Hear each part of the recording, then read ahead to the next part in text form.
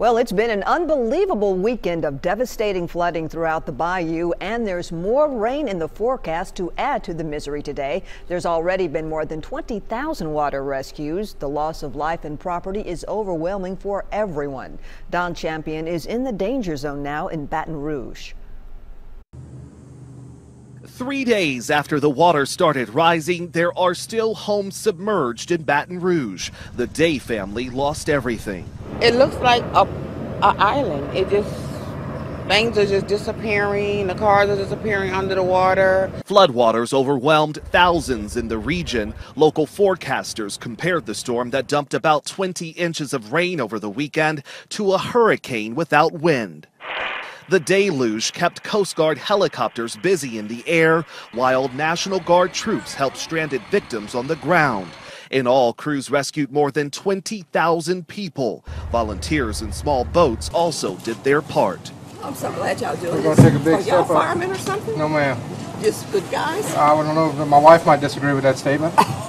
People say places that had never seen flooding before are now underwater. This area here is a meeting point where boats are carrying victims to dry land. The water came within 6 inches of flooding Walt Zweifel's home. It was just very anxiety producing, at the least. 10,000 people spent Sunday night in shelters across Baton Rouge. Concern now grows in communities to the south of the city where voluntary evacuations have been ordered. Don Champion, CBS News, Baton Rouge, Louisiana. Meanwhile, it's an inferno that's still raging north of San Francisco, burning through an entire town's main street. This is the same area where a wildfire last year at this time killed 4 people. Fire crews have been having a tough time with the dry conditions, as well as car and propane tank explosions.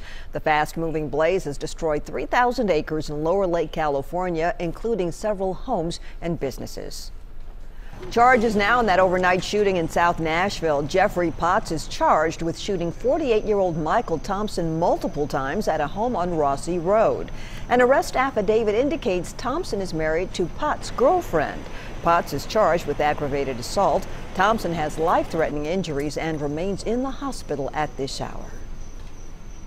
A Sunday morning service at a Bowling Green church took a terrifying turn when a man stabbed his own father.